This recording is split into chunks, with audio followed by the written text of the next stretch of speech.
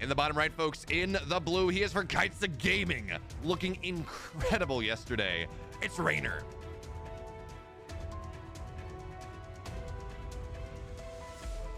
And his opponent, spawning up at the top left, it is D-Mauer, the man from Big.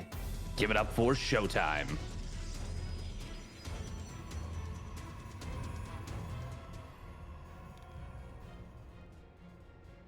ShoWTimE's just such a handsome, charismatic lad. He's a great dude. But speak about charisma, Reynor might be the most charismatic player to ever play StarCraft. He is. It's like him. In terms of like exciting personalities, it's him and MC, I think. But in terms of like overall charisma and just like swagger, actually swagger should have been a bonus stat on those cards. Yeah, no, I don't know if you saw, but he got a really nice jean jacket type thing from Red Bull, again, one of his sponsors. Ooh. He came and he was hanging out with us in the green room before things, just, you know, telling us about this cool music that he's heard that came out before he was born, you know, the usual. But, you know, yeah, he's got to be one of the best personalities in the scene. He's such a great guy.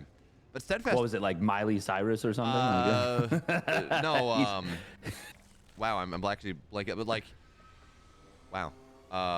Like a 50 Cent album. Oh my God, that's so much better. Right. Oh man, I just thought of like, I'm like, what's a relatively recent, I don't know, artist? And I wasn't anything about Reynor's music taste, but 50, that's actually so perfect because that makes me feel like such a boomer. Oh my goodness. Now, oh, go ahead. Oh, sorry, go on. No, but Steadfast, I do want to talk about this matchup for actually a lot of reasons. This is, so first of all, right, this is ShoWTimE and Reynor. They've traded series back and forth. But I want to talk about the map that we got first and foremost, because New Humanity is a weird map. And I know we've been talking about it all Katowice thus far.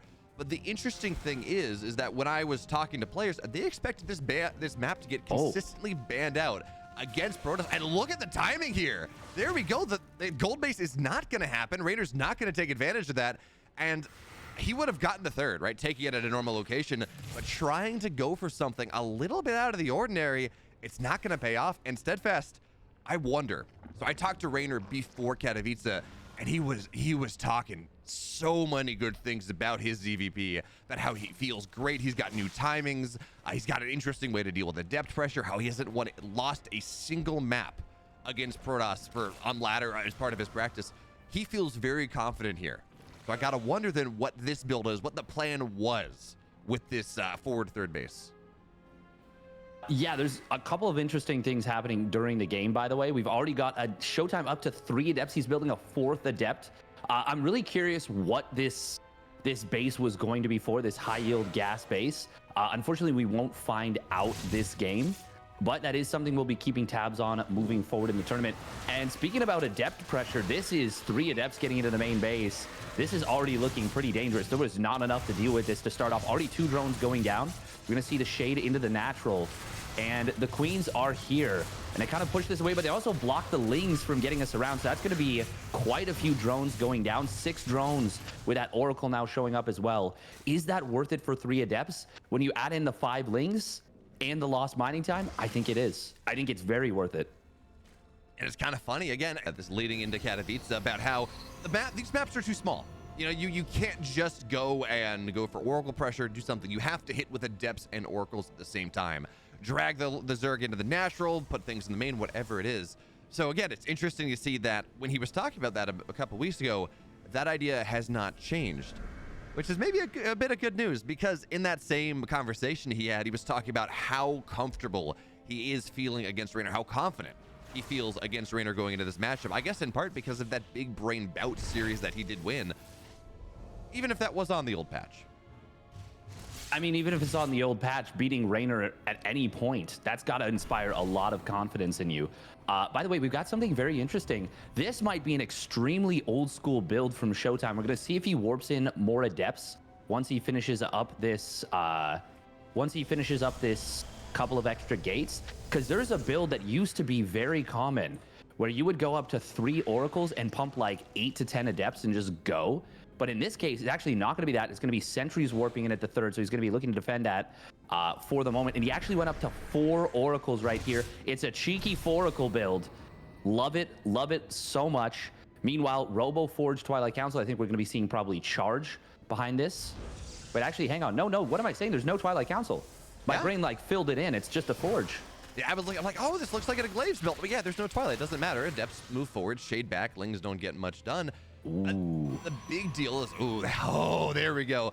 Big deal, this Oracle commitment that Reynor has, or that ShoWTimE has gone for, finding very little value because Reynor is defending everything very well. Oh, force field to save probes, I guess.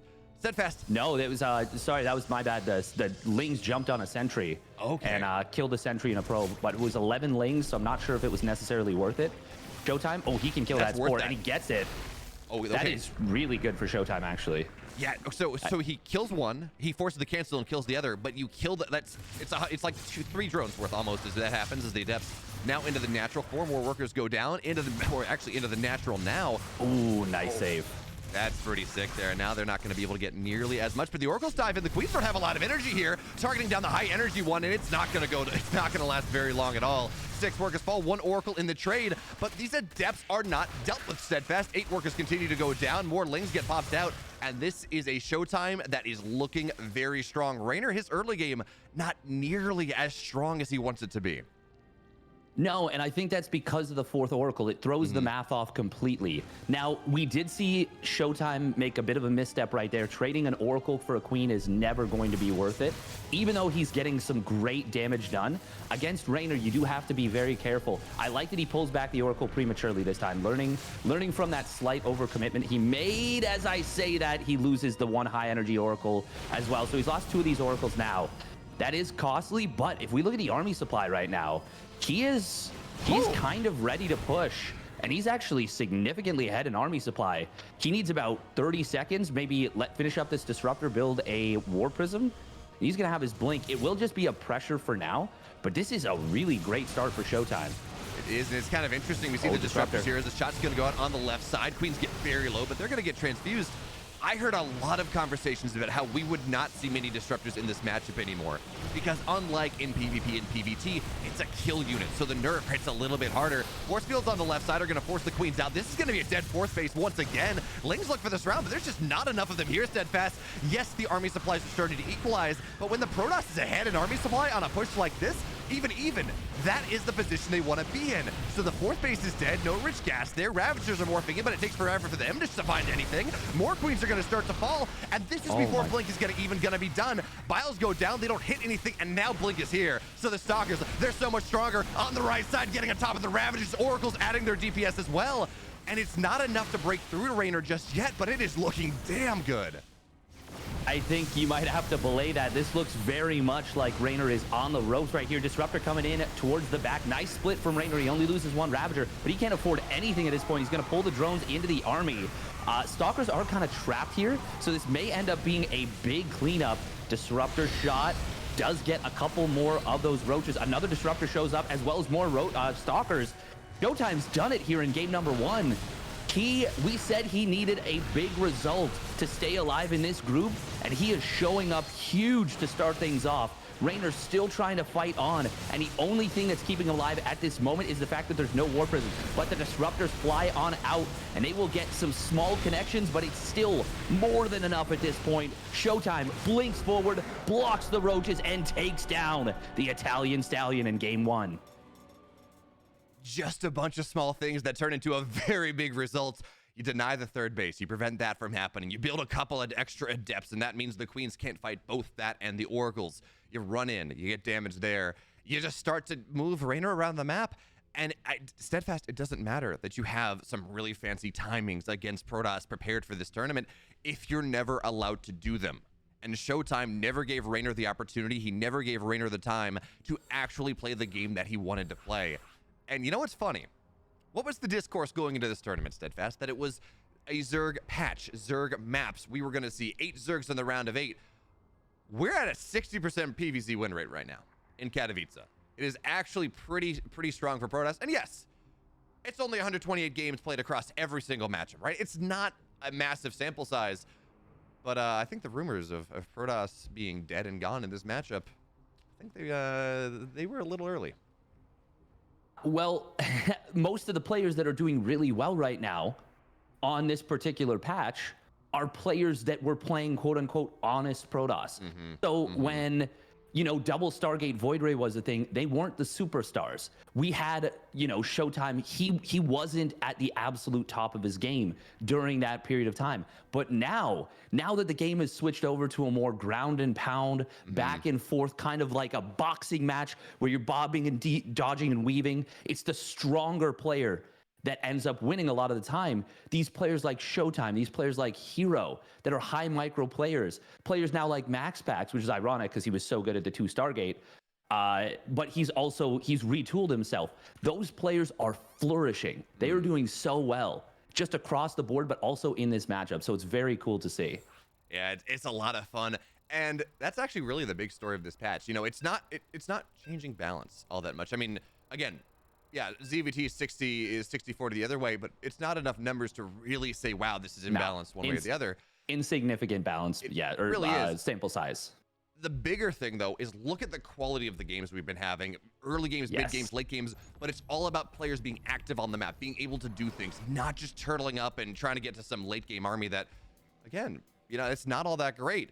Not all that fun to watch, even if it does, you know, lead you to a victory. But folks, we're going to have to see now whether ShoWTimE is going to be able to repeat that performance, or whether Reynor bounces back. Remember, he lost a map to Estrella as well off a weird build before he was able to push that through. So folks, game 2 is going to be on Gressvon. It's going to be on a bigger map. It's going to be on a more standard map. Let's see if ShoWTimE has what it takes. And on the bottom right, folks, in the blue, he is up a game here in this series for Bigot. It is ShoWTimE.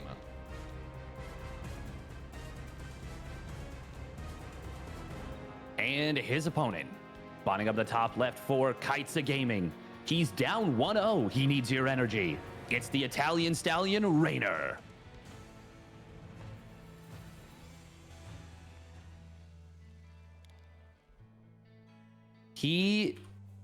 So it's clear that he had something planned for that map.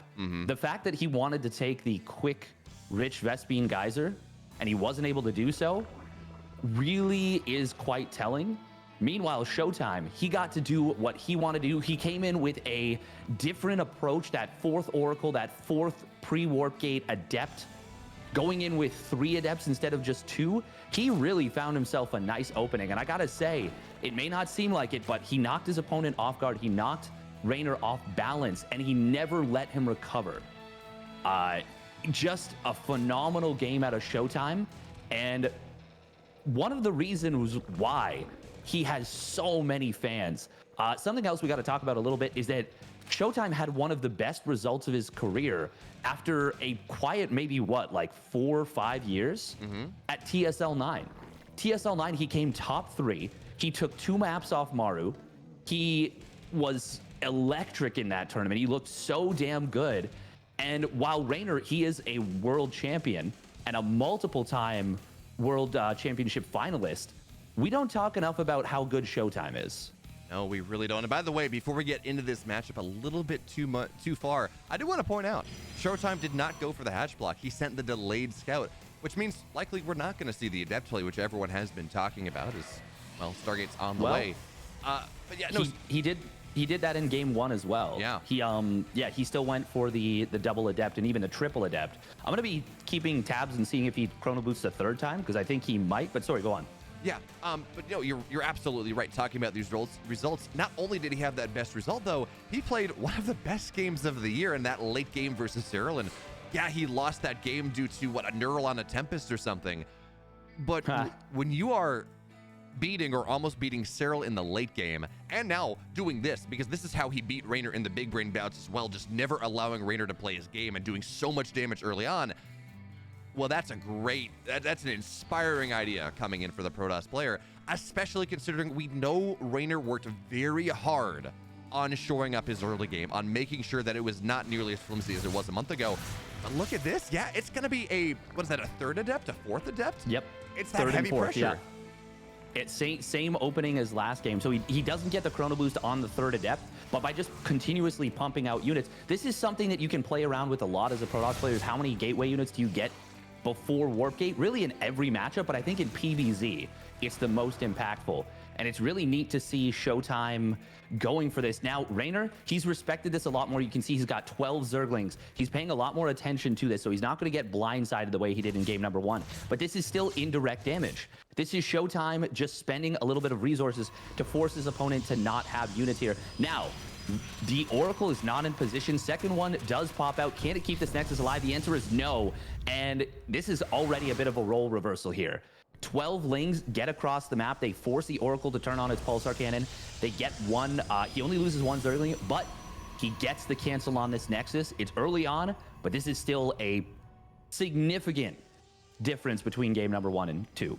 No, it really is. So it's a minute late Nexus, 45 seconds. The Oracles do not have nearly the amount of energy, or the second one, that it would like to have. But game 1 was, what, 3 Adepts running across the map? Now it's 5. So even as Reynor has committed more to this, we're looking at 15 Lings versus 6 Adepts and 3 Oracles. That is actually... Sorry?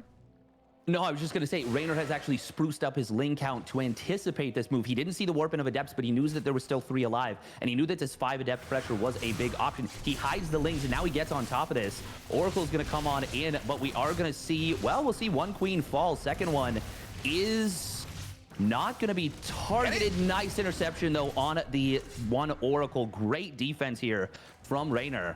And it's 2 Queens for an Oracle, 2 Queens and a drone. Well, that's actually not so bad for ShoWTimE, but losing those Oracles is expensive. And he took a lot of hull damage, actually. No, I think that's still good for Reynor. I mean, the question now is how many Queens are on the map. It's still 5, so it's not a situation where, okay, 2 Queens went down, and now you can't inject every hatch and spread creep or something like that.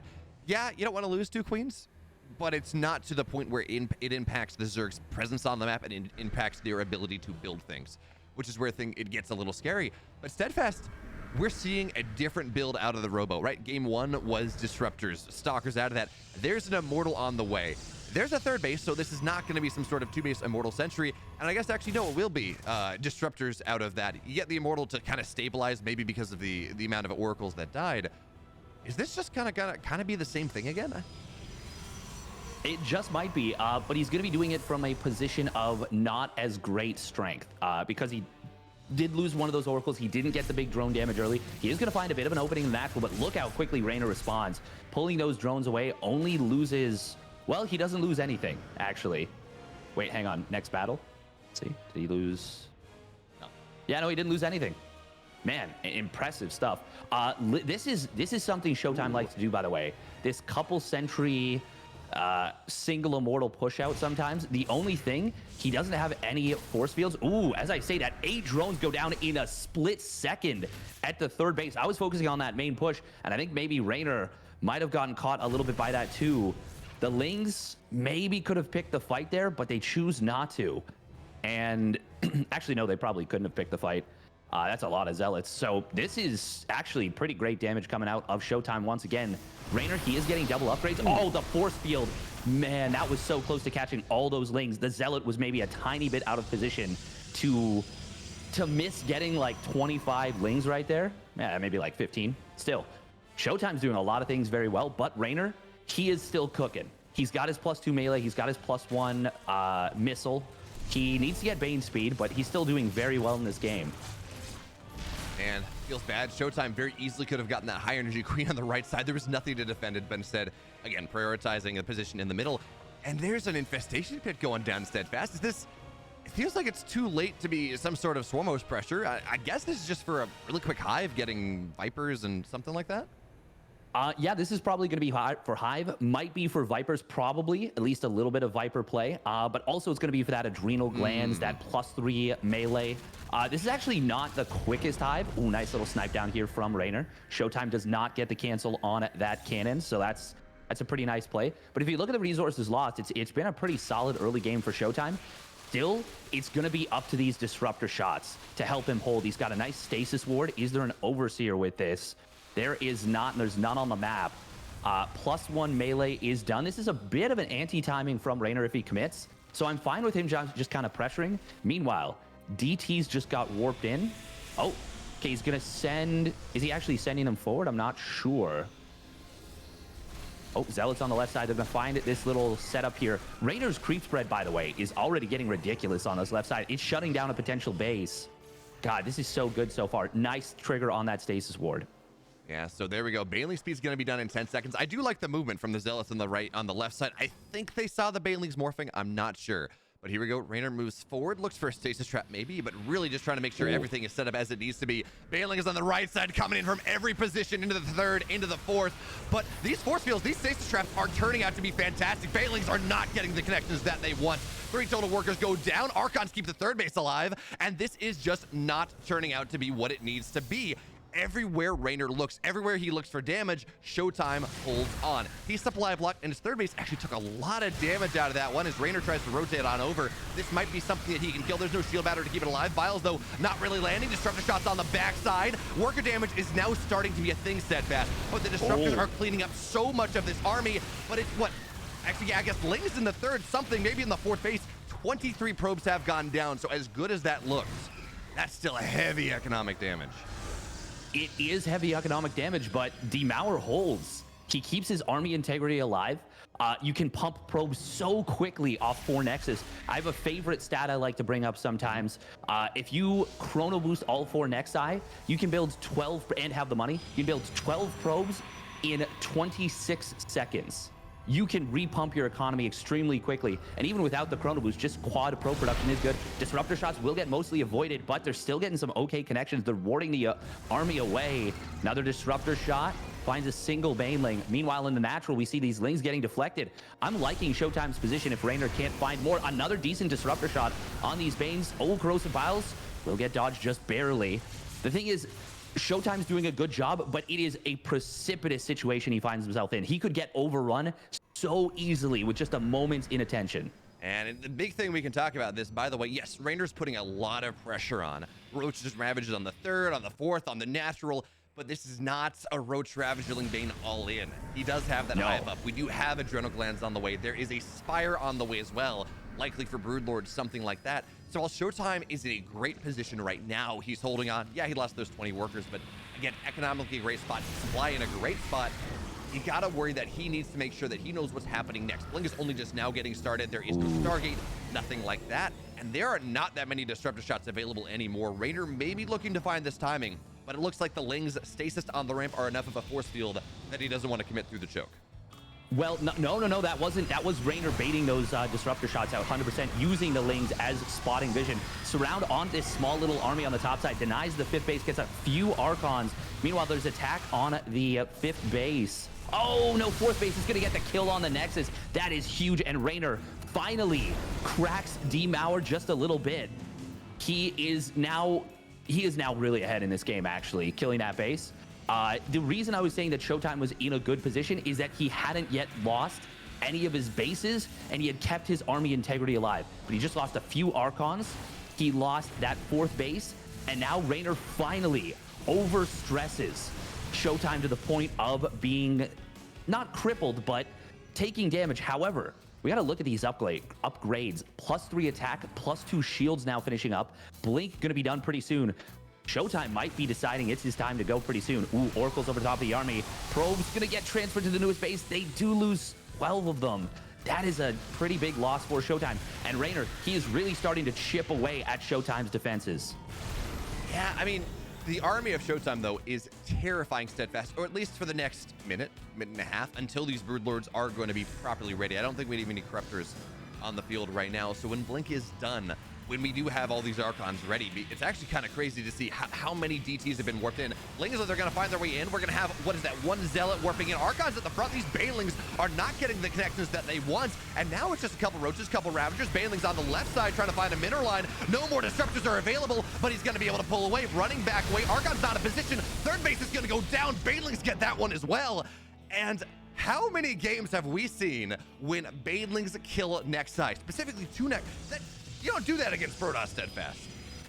You do not. It does not happen very often. Meanwhile, a Ling slipped into the main base. Is actually going to pick off 2, maybe even 3 probes. Actually, Reynor, if he keeps targeting... No, never mind. He gets... Still, 3 probes is very nice additional damage. And now, ShoWTimE, he's got to know that he's got to go pretty soon. He's lost way too much eco to keep this game going for much longer. Reynor going to get in. He's going to smash through this base. The warp-ins will not be enough. And we are going to see ShoWTimE committing on the top side. Broodlords are not yet out. Archon Disruptor, it's pretty damn strong. Actually, wait, where's Reynor's army? It's mostly on the other side of the map right now. This could still get very interesting. Despite a huge supply lead, a lot of it is in workers. ShoWTimE needs the, Reynor needs these Broodlords. And they are going to be faster, but this army is going to be much faster for ShoWTimE. Ravager Ling Bane going to continue to move forward. This is going to get super messy. Ooh, he's not going to target down the Greater Spire. He wants to find the Broodlords themselves. Will cancel a couple of them. 3 are going to finish on up, but this might be a dead hive right here. ShoWTimE still got a shot in this game for sure. Yeah, Steadfast, the thing we're looking at here is Stalker count. That's the only thing that can really deal with the Broods. Yes, Broodlings have been nerfed. They don't last as long. You can actually fight them a little bit more, but you still got to deal with the Broods. So ShoWTimE did have a win opportunity, a win condition when all the Overlords were right there. If you knock them down, no Broodlings morph, and then you get the Greater Spire. Broodlords morph, then you get the Greater Spire. Maybe that was an opportunity, but Reynor has been forced to send his army home, and defensive DTs are actually going to do a fairly good job. But how does ShoWTimE go down this ramp? Oh, Stalker's playing on the right side. That's going to be one dead Brood. Second one falls. He gets a third. And, there we go. He does get the third. And now run away. There's no spawning pool. There is absolutely... Reynor can't build an army. He has 5 hatches, Steadfast, and that is it. The third base is going to just barely go down, but the Lings fall. And honestly, at this point, it's all about the armies here. Disruptor shots aren't going to go out. ShoWTimE can kind of replenish. Reynor cannot right now, and it is 3 Broodlords. That's the key tech. Natural falls, 4 hatches remaining for ShoWTimE. Or for Reynor, can he get on top of these Broodlords? The DT actually, okay, there we go. Now Spore's going to go down. That's a dead Dark Templar. But the win condition here, ShoWTimE, he just has to win with this army. He does. He's got no chance behind this. He's got no Nexus at the third. And Reynor, he's doing a great job of keeping these Broodlords at range. He does need to start kiting with them a little bit. The Disruptor shots, ooh, he is going to get dodged here. Archon should never be getting on top of these Broodlords, but it is difficult to control all of this stuff at once. We are going to be seeing the Archons actually starting to push forward here, even though it's a big army supply lead. There we go. There's the larva being spent. The Lings coming in from the south like the Rohirrim at the Battle of Helm's Deep will put Reynor on the board in this series. Dude, we're looking at that game. That should never have been a game where ShoWTimE had an opportunity. But you knock down all the tech. The Zerg cannot use any of their larva. And sometimes that does happen. So, whew. What a game. I was starting to believe. I shouldn't have been, I guess, just based on the meta condition, but I was starting to believe. And now we get to go to game 3. I was looking at those supplies and I was thinking to myself, like, there's no way, like, ShoWTimE can't do this, right? But the Archons were so well upgraded. They had their +2 shields, they had their +3 attack. There was no +3 melee. The Broodlords, so I think there actually was a win condition if ShoWTimE had sniped the Greater Spire on his way through the natural into the main base. I think if he kills that and then kills the Hive, he might just win that game, because then there's only 7 Broodlords morphing. He canceled 4 of them because they were morphed in the main base. Then the 3 that finished, they're nowhere near enough to deal with that. 3 of them got sniped almost casually. I genuinely think that if that Greater Spire went down, that game is potentially very different. We'll never know. We'll never know. And Reynor was still on like a lot of hatcheries. He was rebuilding his spawning pool. He could get back up into a Rotorn. And if ShoWTimE has to recall, he's on 1 base. So Reynor had to, or well, 2 bases, but like really no mining actually. That was very intriguing. Mm-hmm. And the other thing we got to talk about in terms of win conditions, Broodlords are expensive when you morph them out of Corruptors. Like in terms of supply, there were like 8 Overlords sitting under some Archons that ShoWTimE, he got like 1 shot off, and then he did not choose to kill them. He beelined into the tech, into the main base. He thought that was more important. If he gets those Overlords, it doesn't matter if he snipes the Greater Spire or not, because Reynor could not morph those Broods. But I guess there are so many small decisions you have to make there. It's hard to figure out exactly what the right one is. And now Steadfast, we move on into Dragon Scales. That's our 3rd map. It is a map that is, people say it's not the best for Protoss. It's so hard to get that 3rd base. Let's see let's see whether ShoWTimE has something in store, because game 3 is here. In the upper left, folks, in the blue, he won a nail biter of a 2nd game. It's Reynor.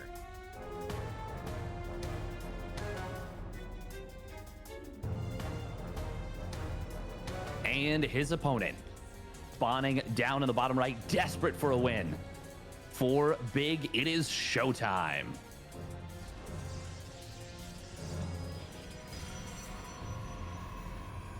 And I believe last year he got knocked out of his group on the last day by some unfortunate, I think it was Special, who played spoiler there and put Reynor into the round of 12, which was amazing for the storyline because Reynor was replacement man. He had an amazing run last year, but it came at the cost of ShoWTimE. It's a zero-sum game. You can't have more than one world champion. You can't have more than 3 players make it through a group.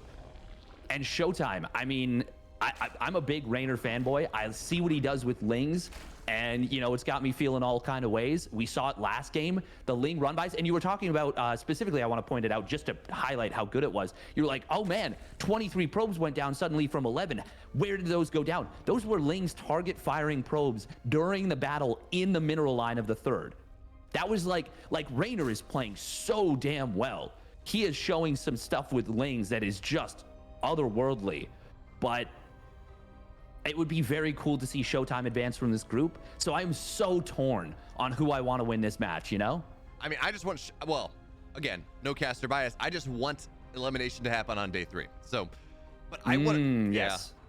But Steadfast, you know, we talked about this map, Dragon Scales. It's so hard to take your 3rd base. ShoWTimE is doing something different in game number 3 compared to the first 2. He did send that probe across the map. He did block the natural. What that means now is, first of all, the main base from 3rd is very far away, so it's a lot of mining time lost as the drones rally over.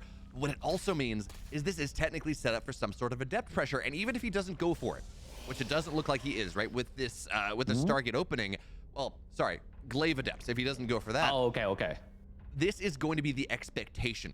I've talked to a lot of Zergs, I've talked to a lot of Protoss players on the patch on Dragon Scale. They're already talking about this as an Adept map, especially if you go block the natural. So I don't know if Reynor is necessarily going to make that read, but that is that's what it looks like ShoWTimE is trying to convince him of. Oh, hey, game 3, short map, maybe not the best for Protoss. I'm blocking your natural. Be on the lookout for Glaives. Yeah, and, well, it is going to be the same style of opening here. Oh, nice job from Reynor. Getting that shot on the Adept is actually really big. It interrupts the shield healing, and this is actually a lot less HP that these Adepts are now going to have to work with. They're going to be a lot less effective. It will be this... Actually, hang on. Does he move out the 3rd Adept? Okay, he's waiting at the very least. He might be a little bit more careful with this 3rd Adept, because by now, if Reynor identifies it, he might not want to let Lings into his main base during all this. So he's got to be a little bit careful. Oh, but as I say that, we are going to see these Adepts getting jumped on. Huge move for Reynor. He even forces the Oracle's Pulsar Cannon. That is a very big pickoff. It may not seem like it, but when you see how close these games have been, advantages in the early game go a long way. And specifically what that does, Steadfast, it means now it's 1 Adept on the map instead of 3. It's a lot harder now for ShoWTimE to take this base. It's already 30 seconds late. Remember, that was because Reynor got a cancel in the previous game. The 3rd base went down at 410 or something because of the Lings on the 3rd.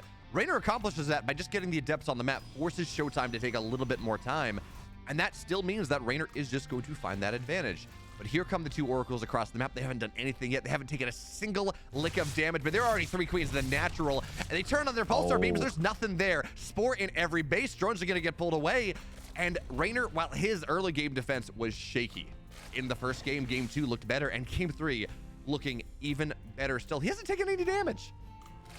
This is looking immaculate right now from Reynor. We're literally seeing him tune up during the games and adjust to what is probably a new style of playing. Maybe I've missed something, but I don't think I've seen players going for this 4 Adept before Warp Gate. Or, like, it's entirely possible that I have missed something, but I do think that this is pretty big. And the fact that Reynor struggled with it in game 1 tells me that it probably is relatively new. 2 drones are going to fall here. Oh, no, the Oracle's taking... Oh, they take a terrible route, and he loses one of them. Of course, he's paying attention to the Adepts. Oh, but that's really painful. And now Reynor, good job to get the punish there on that mistake from ShoWTimE. ShoWTimE might have to turn on his Pulsar Cannons just to protect these Adepts, but no, it looks like there wasn't enough Lings in position to force him to do so. If he had, all of a sudden we start talking about, you know, Like, is there even enough Oracle energy to protect the third base against a Ling Flood? Now, Reynor, at this level, I don't think he's going to go for something like that, but it is something that you have to consider as ShoWTimE, as the Protoss player. And it is crazy to me, Steadfast, that we are seeing the exact same thing 3 times in a row from ShoWTimE. Oh, yes, he hatch blocked. That's a little bit different. That's a response to the map, but we are seeing the early Robo Bay as another Oracle goes down. That is different, right? That is a much quicker Twilight Council than we saw the first 2 games. Yeah, and you might be saying like, oh man, why is ShoWTimE losing these Oracles like so sloppy? And the one in the main base, that was a little bit sloppy. But against a player of Reynor's caliber, he knows he has to get advantages. He knows he has to play on the edge. And so I don't blame him for reaching into the cookie jar a little bit deeply. We are going to see double Adept coming in at the 3rd and 4th bases here. And he's actually going to find a little bit of damage with this. Nice Queen block here at the 4th. At the 3rd base, it is going to be a cleanup. That was 4 Adepts for 1 Zergling and 5 drones. And at this stage of the game, that's a pretty great trade for Reynor. Reynor really starting to pull ahead in this game. He's up 15 workers. His opponent is just now taking a 4th, a very interesting 4th as well. This is actually going to be a really great defensive position on its own, but it means that there's a lot of opportunity to go for run buys, and it's going to be up to ShoWTimE. I wouldn't even mind if he full walled this entire top left side. Oh, disruptor shot. Oh, the split on the Lings is great. And now ShoWTimE, he's going to need to warp in to prevent this from getting in. Oh, nice force field. Oh my God. Yeah, but that was sexy. Those were some sexy force fields right there. Still loses the Stalker, and that makes that sting a little bit, and Reynor still finding value there. Very nicely done. By the way, no second Evo here from Reynor, so he's going to be hitting just a little bit harder with the Ling Bane. Maybe a little, well, actually not earlier, but actually he's getting Overlord speed. We could see Dropper Lords. Ooh, Baneling drops. I mean, that would maybe be even Ling drops. It's a huge main base. Yeah, wait, did we see a... No, was that a ZV? Yeah, that was the ZVZ. That was DRG Serral game 1 where we saw the 5 Dropper Lords that broke the game open. Yeah. Oh, that's kind of fun here. I don't know if that's necessarily what we're going to see. It might just be for scouting, wanting to make sure that you always have an overseer with your army. That is a beguiling opportunity. For now, though, Lings are going to try to find their way on that forward base, and Steadfast is kind of interesting. You talked about this high ground position, what it allows you to defend, so long as you wall, but that does show the difference in the matchups. This base is incredible for Terrans because you can put tanks everywhere. It locks down several bases for you. As a Protoss, though, you don't have that consistent splash damage, the consistent range damage that allows you to lock down that space, so it becomes much more difficult. Baneling's on the right side. ShoWTimE sees this. He's sending a lot of his army to go respond, and that maybe opens some room for Reynor to put pressure on the left side. As we can see, the rocks are starting to go down. We're getting ready here. Reynor, he got not a lot done with the first level of pressure, the first big surround. In that first game. Ooh, shots. Yeah, Reynor's not paying attention. Nice. Very nice shots right there from ShoWTimE. He was looking for that. He was like, okay, Reynor, are you paying attention? Do you have any high ground vision? He moved the disruptors very far forward on the high ground to see if there was a response from Reynor. That was a nice little mental move right there from ShoWTimE. But here comes the attack coming in from multiple angles. We do have this force fields coming in on the right side. Great stasis ward, going to act as a force field in and of itself. Is there enough to hold for ShoWTimE? Good disruptor shot. The Lings, Roaches, and Ravagers are flooding in from all sides. Nice hot pickup on the War Prism, but Demauer is struggling here. The wall is starting to get cracked. Oracle on the top side is going to get taken down by those Queens. And the Disruptor getting split against. Nice job. Reynor gets the kill on the 4th base. And even though it's some good defensive micro, the Swarm comes in and knocks down the economy of ShoWTimE. Man, those Banelings and the Stasis, it was a savior of ShoWTimE early. And then, well, it was this undoing. All the Banelings came off stasis at the same time. They all blew up. The base went down. All the Archons went down. And actually, some Disruptors that had their shots out, they were too close to the Banelings that were just about to come off stasis, which then meant that they had to get picked up before their shots went out. And now ShoWTimE, you're right, his economy in shambles. He's got 76 probes. That's great. He doesn't have a 4th base. He can't mine efficiently on all of them. And he's down 50 army supply. And something we haven't talked about much in this series is the creep spread of Reynor. It is ridiculously far ahead. Oh, speaking of ridiculously far ahead, these disruptors do get a little bit exposed at the front, and he loses one of them. Meanwhile, has to cancel the 4th base again.